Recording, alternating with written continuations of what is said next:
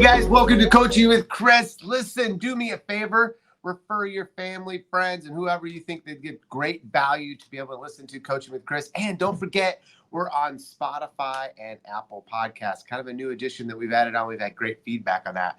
I got to tell you, I am excited to be bringing on our next guest. Kelly Yale is an icon in the mortgage industry, but she's got a new book, The Master Mortgage Marketing book, came out in January. If you haven't checked it out, we'll make sure we provide an Amazon link so you can go get your own copy. Kelly, happy Tuesday to you. Happy Tuesday to you, Chris.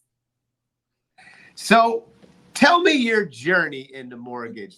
It's one of my favorite questions always to ask is, how'd you get started in this crazy game? Gosh, it's such a great question too, because it's actually pretty funny. I owned a large digital and social media marketing firm in Charlotte, North Carolina, and had a lot of really cool clients. And actually, one of the first people I spoke to, who was on the board of one of my clients, was Casey Crawford from Movement Mortgage. And it was back when he only had about 8 employees, and he's here in Charlotte. And I went to talk to him, and he was like, we could do really great things. And I was like, dude, who's going to work at a mortgage company? Flash forward a couple of years, I ended up taking a branch of Fairway here in Charlotte on as a customer, and was able to actually kind of look at it from a different perspective and saw how much opportunity there was if you just did what I did every day, which was align digital and social media marketing along with sort of traditional business development, and started that at the branch level, and then started creating essentially that platform inside and partnered with a CRM. And what we thought was, gosh, this is going to be a great tool for this branch. What it became was the tool by which Fairway scaled about $60 billion in about 6 years. We were the system of record for over 2,000 loan officers. And what that system did brilliantly, it was called Motivator, was it automated the best intentions of a loan officer. And by that, I mean every day a loan officer has to do a lot of different things, right? And they have a lot of tech platforms they can sign into, and they would love to be able to they're intentional to do all of the things that they need to do. But especially in years like 2018, 19, 20, there was so much business that we found that once we sort of were doing things on their behalf, that's really where we saw the most value. So built that for a number of years. And now I am working as a fractional CMO at a company called Octo Strategies, where we help mortgage companies be able to create systems like that within their own company. So what you do today, do you help the small guy and the big guy, or just the big guy? What's your perfect customer?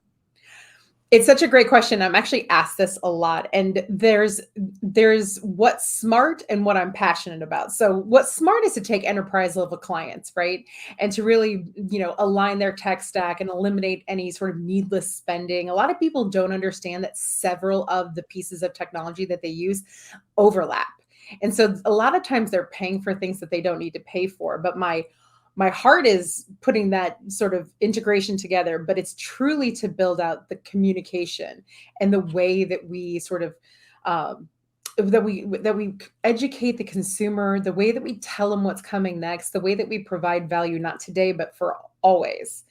But I have to be honest with you, some of my favorite customers are just really successful loan officers or branches who come on and say, gosh, I'd love this for myself. What does it look like to do this? Because in that situation, we're actually able to start with the foundation, which is the branding and, the messaging and the core values of that group, and then show them how once they have that foundation dialed in, that we can create amazing business development and scaling for their individual business. So on the one hand, enterprise is smart. On the other hand, I tend to be really passionate about really taking loan officers who are maybe doing $100 million and turning that into a whole different ballgame. Right. Where do you see, I always say, make sure you have a cool success story loaded to be able to talk about. Give me a success story lately where you've helped a loan officer really grow and And like, walk me through how you did it. Oh, for sure. It's interesting because 2024 has been such a strange year. I think we all sort of waited for through 23 for the break, like we just need the win. Then we came through 24, like, okay, well, rates are clearly going to drop at some point. And, it's been sort of a battle for people to feel like they really do have that win. One of our customers, and it's not a new customer, but it's a great example of how to pivot with the market. We've actually had a customer named Ashley McKenzie Sharp. She's like one of the top 20 loan officers in the country. She's been with us for 10 years. And we have built all of her systems, her brand, her marketing, but we constantly pivot. So for 2024, we have been able to, one, we've been working really with the concept of a new brand, but two, how do we become this massive resource for the real estate agents who right now are fearful and they don't know what's next? And we have just really doubled down on educating them, but also talking about strategies by which they can, navigate around the NAR ruling, to have as much information that isn't, that's really specific to them, and then showing them ways that they can develop their marketing and business development strategies the same way that we do it with Ashley's.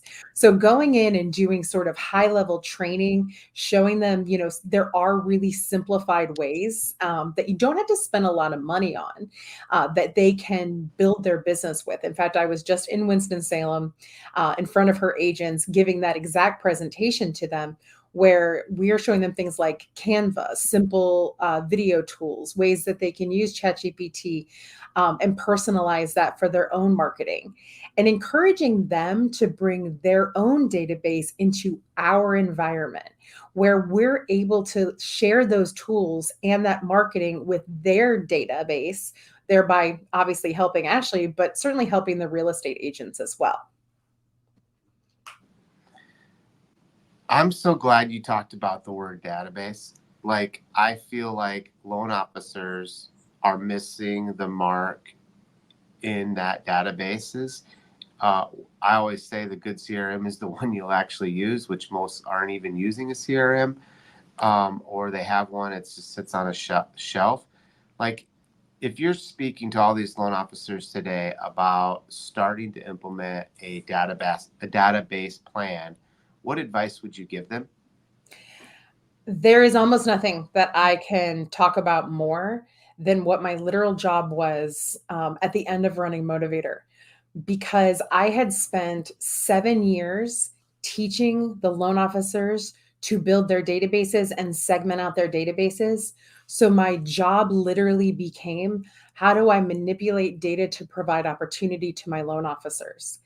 And people don't think such a thing could exist because they've just never lived in a world where it did. But I assure you, we served up 1,000 loans a week that loan officers couldn't even do by simply manipulating data. So when I have somebody who comes to me, and because people constantly ask me, what's the best CRM to use? Where should I start? How do I do this?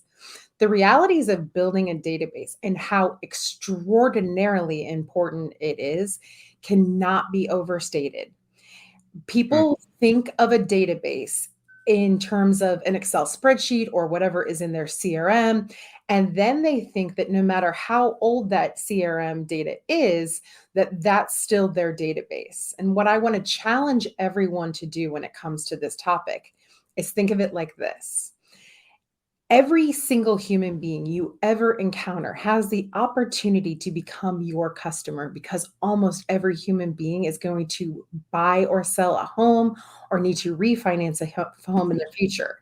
So when we think about building databases, we have to think about all of our friends, all of our neighbors, all of our family members, anyone you volunteer with, anyone you used to work with at another company, all the people who you spoke with about a loan who didn't move forward, all of the people who did move forward with their loan and close with you, and all of the agents, all of the financial advisors, all of the CPAs, all the divorce attorneys.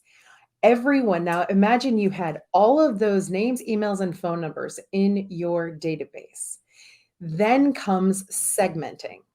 These are all the people I Hmm. closed. These are all the people who I never closed. Here are all the new leads that I have. And each of those groups deserve their own journey with you. If you Hmm. had a what we refer to as a curated database, that means you have somebody like me who helps you segment it out and market to them. If you have a curated database, that will feed you forever. Because if you think about the way we Right. approach it, everyone could be a customer. Let's keep informing them how they can be. If nothing else, we learned in 2021, how many refinances did we do for our own realtor partners? So even they themselves buy houses, refinance houses, and have investment properties. So it's all in how we message to these groups, because a lot of loan officers want to always go and search, right? I always make this analogy. It's terrible, but I'm still going to do it, Chris. Ready? CRM companies think that if they have the shiniest lure or the newest bait, that they're going to give it, that they're going to take the loan officers fishing. The loan officers are going to be thrilled to pieces because they're going to have this new shiny bait and they're going to cast it in the water and they're going to get a fish. And that's not what loan officers want. Loan officers technically want someone under the water, putting the fish on the hook so that when they reel it in, they have something of value. They're actually not looking to Right. sit in front of a CRM and find the next deal. They just want the CRM to say, hey, based on the data, you took a loan application from this person in February. Their credit score was too low. We went ahead and put them on the credit improvement campaign. And we know based on all of the updates we have via data that that person's credit score is high enough now that you should go ahead and get them pre-approved, which is the opportunity to let the person know that their work has paid off and now it's up to you. That's how technology should work. But you have to have all those things dialed in to make it work that way. Right. Then you go into this journey and creating these journeys for these different segments, but then you got to put some Kelly into it. Uh, and how are you building that out for these clients for this journey that like this thing actually has to be picked up and engaged inside these different segments or databases? Like, how do we encourage? I told my loan officers the other day, I said, look, I want you to write something down. Write down what is your biggest comfort zones and write down what terrifies you. Mm-hmm.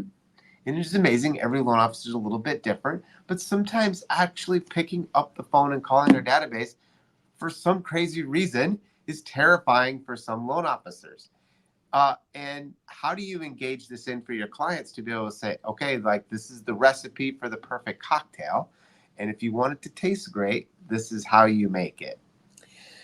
That really goes back to what I was saying about automating the best intentions of the loan officer. And this is why. I spent 10 years studying loan officer behavior when it comes to technology. I had a front row seat. I didn't have to sell seats to Motivator, right? That wasn't the company I was running. I was running a company that was able to just view behavior, view what loan officers will and won't take, the bait on. And it can be really frustrating when when you're in a coaching, I've been a sales manager, I've been the marketing manager, I've been the tech manager. So it can be frustrating on all fronts when you go in and you say like, you're in sales, I'm feeding you a sale, I just need you to make this phone call. And they're like, I have some call trepidation. And you're like, wait, hold on a second. Like I don't know the answer to that. I've tried scripting, I've tried doing a lot of different things, but I think what's going on right now, if I can speak to sort of 2024 loan officer behavior, it really is that it has worn on them. It is worn on the souls of the originator for the past couple of years, how much no they can actually ingest. And I think there's some PTSD when it comes to picking up the phone right now. And it's understandable between, calling the agents and then feeling like you can't get the agents on the phone or having to be turned down for whatever reason after working really hard to get a loan through the door.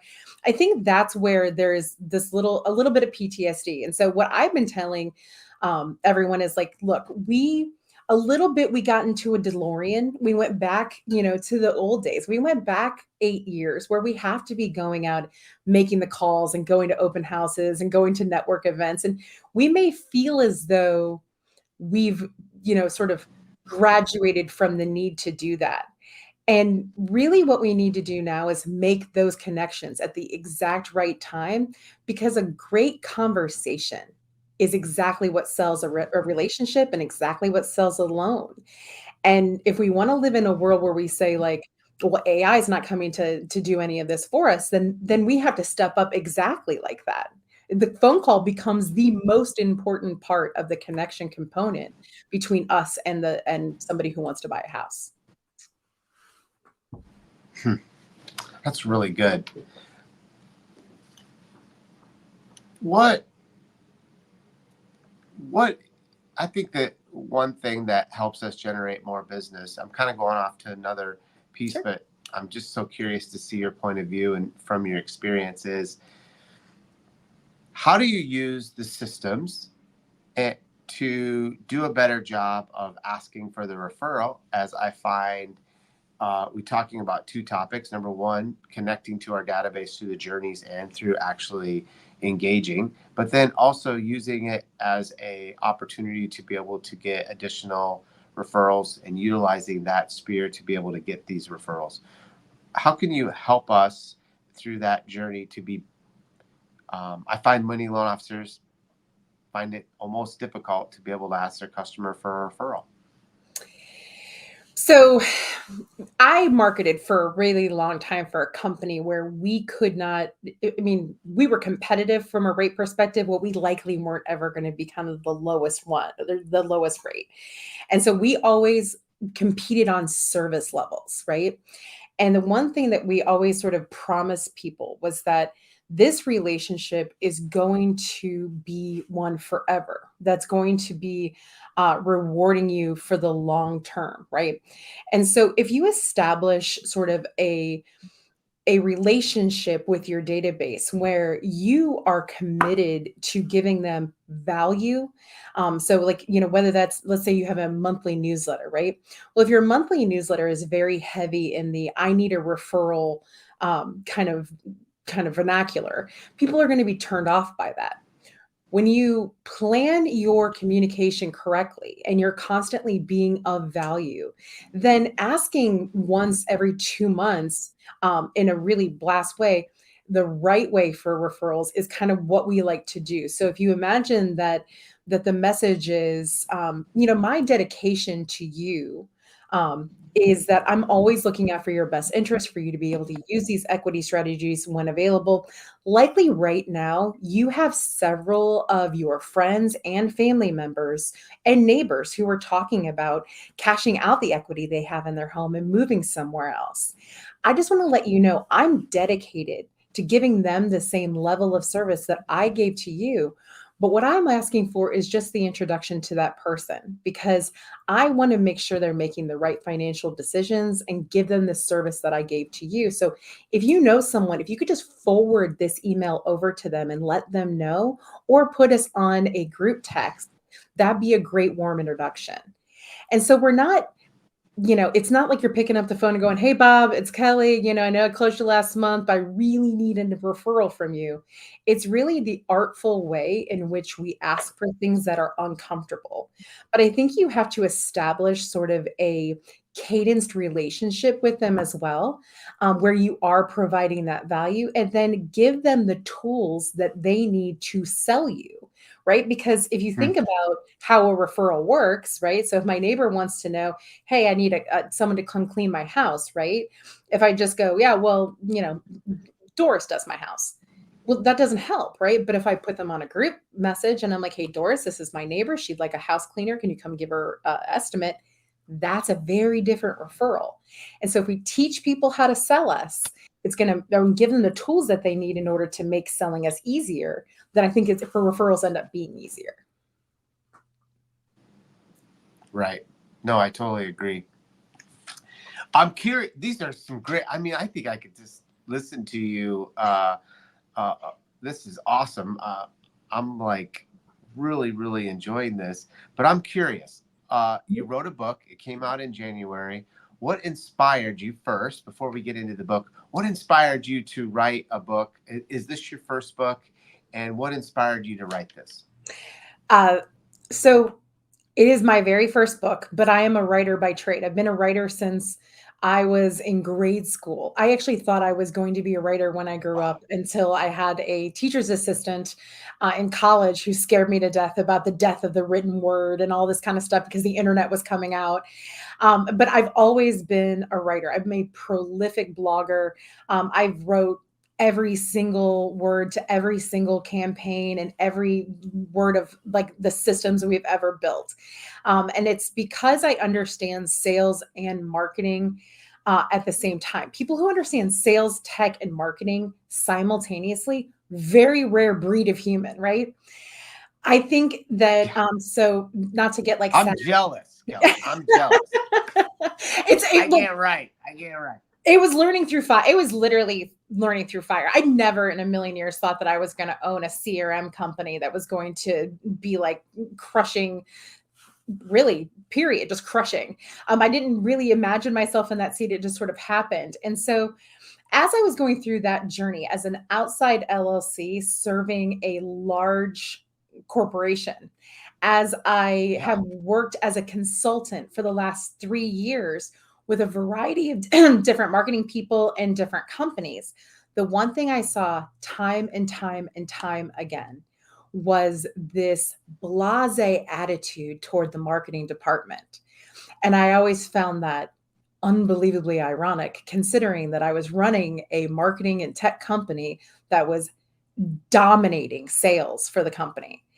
A very good marketing department right now, and I love loan officers, so please hear me say this, but give me the Pepsi challenge to 1,000 loan officers, and we'll see who brings in more loans.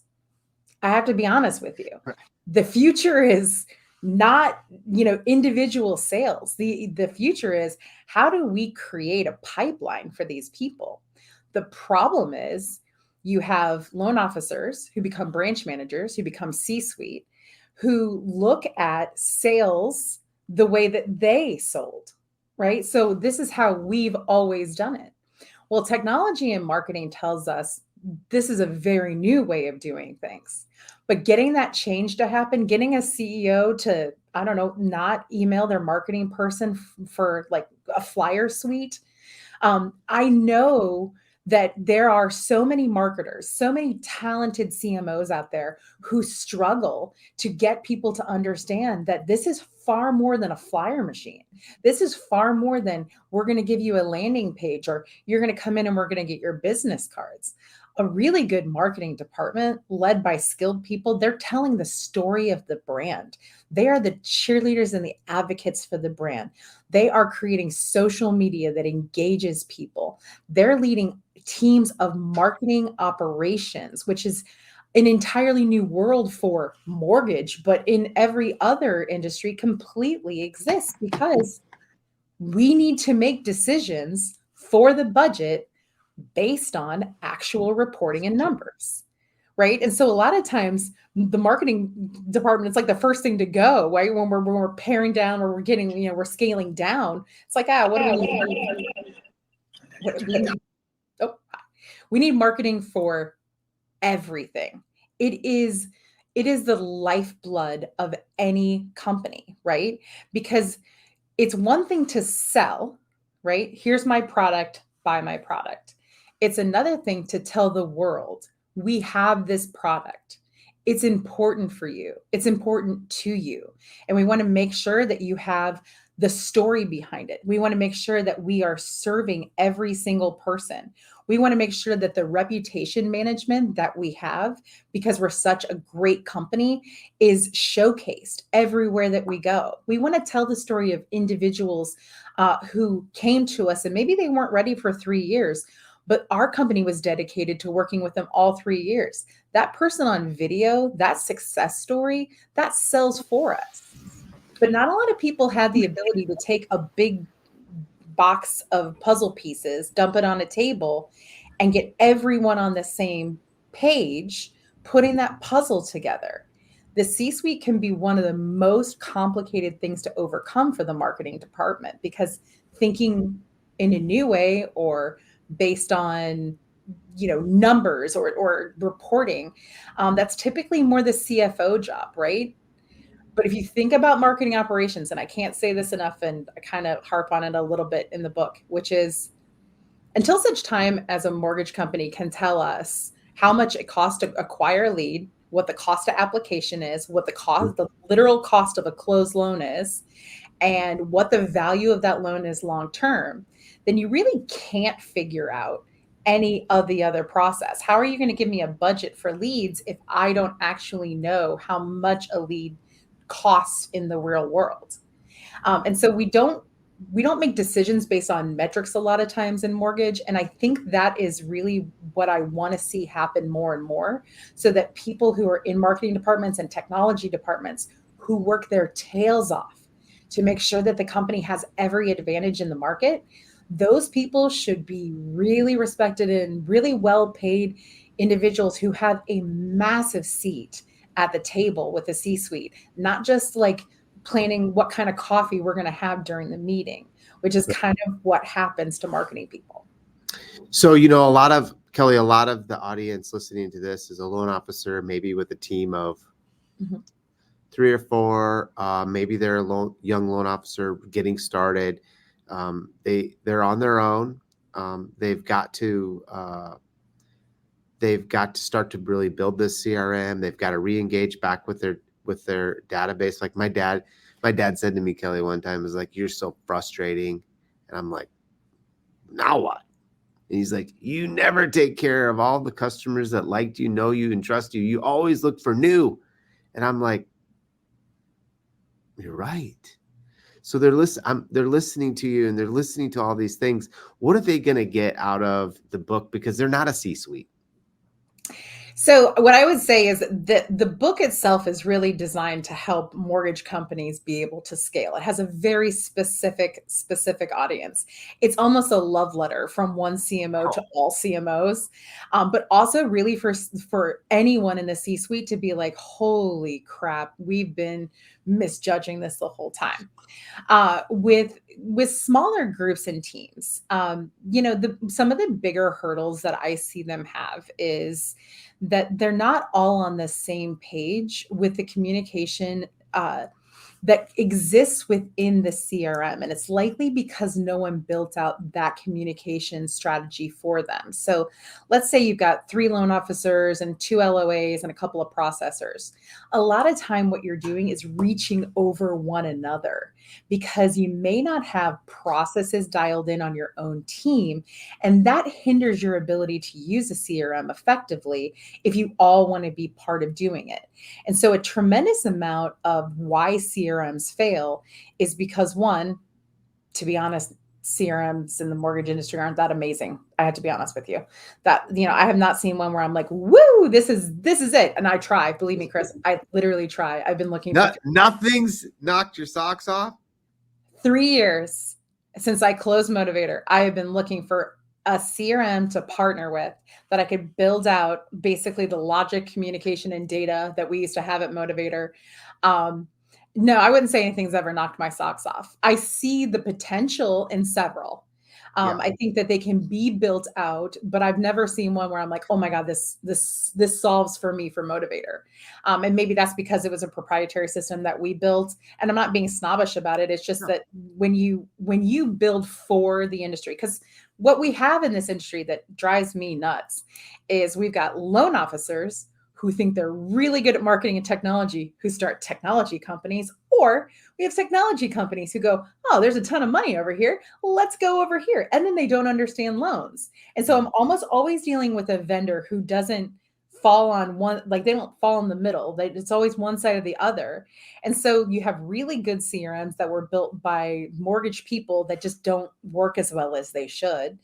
And then I see brilliant things, especially from the current things that I see that people are bringing to the forefront. But these are engineers, and they think that a loan officer is going to do X, Y, Z. And that's one of the hardest parts is I try to bridge the consulting gap, because I say, What you're doing is brilliant. It's the future. It's absolutely wonderful. They're not going to listen to you. You have way too much on the screen. You have way too much going on. Yeah, it's great to be able to do everything, but my perfect system would be a blank screen with a button on it that says loan. And then the loan officer would just push it. And I would say, good morning, Chris. Today we have Kelly Yale. She did a loan with you 4 years ago and inexplicably is ready to refinance out of PMI. We understand that she has $30,000 worth of revolving debt, but she's got about $250,000 in equity in her home. Here's how to shore up this communication. Have a great call. And then they get done with You that. want the CRM to talk to the LO. I'm sorry? You want the CRM to talk to the LO? I want the CRM to manage the loan officer. I want the loan officer to say, I know that this system is going to do exactly what I need it to do. And my job is to feed it data, make the calls and the things I'm supposed to do, Yep. and cash checks. Because otherwise, we're like, hey, guys, we got 20 different things you can use today. Which one do you want to sign into? None? Yeah, it's overwhelming. You can't ask people to constantly, we're shiny penny chasers. That's what we do, right? Oh, look, shiny penny. Let's go over there. Look at this new thing I got. I'm going to be this now. And you're like, okay. If we take the best technology that you can use and we introduce it at the correct time, if we are always saying to the people we're surrounded by, I am always going to give, and I'm always going to be thinking about ways we can do the business together in the future. And that's not your responsibility. It's mine. I'm a mortgage planner. My job is to look out for these situations in the future. It changes our approach to technology, right? So these small groups, the best thing they can do when they look inside of a CRM is ask their team, if we were going to have a process that worked for our team, what would it look like? What does client intake look like? Where is the handoff of the baton? What do we need to make sure that we get from the customer before we hand off the baton to the next person? And how do we make sure that all of our notes and all of our conversations are recorded for one another? So instead of having to cross over each other, we can open someone's file and say, yes, Kelly is ready for a refinance. She's going to refi out of PMI. We already sent this great email to her. She already scheduled a call through Calendly. When I get on the phone with her, look through the notes. Okay, here I see that she's actually looking to downsize. So I should probably have a conversation with her about what the next 3 to 5 years of her plan looks like. And that way you can update that. And then every person has somewhere they're going. So let's say I don't want to eliminate it out of my PMI, but I do want to downsize my house in August. What most loan officers do is they'll go, okay, go over to my Outlook calendar, last week of July, make sure I call Kelly. Absolutely not. What we want to start doing is talking about downsizing to Kelly. We want to spend the next 8-9 weeks talking about the advantages of downsizing and what they're going to have to do in order to get ready and what that is actually like emotionally. Because a lot of what we write about in these workflows is there's an emotional component to downsizing, just as there is when you get divorced and have to buy your house for the first time. Just exactly the same way that there is if you are jumping into your first home. There are emotional components. And if we are talking about that in an open and honest way, that's an amazing thing. Not to keep going on this, but I'll give you a good example of this. I call it white people, white smiles. Okay. All mortgage marketing, white people, white smiles. Take a look. So it's always like, it looks like a dentist's office, like all the headers are the same, right? And they're always holding the magic key and they're so excited and it's wonderful. Okay, Johnny Q loan officer. So here you go. You're talking to someone today who's getting divorced and you send them your canned enterprise level stuff that they have with a happy couple on the front porch with a key. Well, congratulations. You don't get my loan. Why? Because that's not me. Nor is it me if I'm a single woman who's been kicking butt and able to buy my own house by myself. You think I want to see some happy couple like watching their kids run around a yard? No, that doesn't reflect who I am. Hmm. If I'm a gay male couple and you're sending me happy people on the front porch with the smiles, again, you have to think about each individual lane and personalizing the messaging that goes out to that person. So if they're in the middle of a divorce, you can say to them, this is going to be a long process. And I'm here to work with your divorce attorney and your financial planner. And I'm here to support you over the next 6 to 9 months while you go through this. It's a very different message than, I'm so happy to talk to you today. Here's your happy people with their key.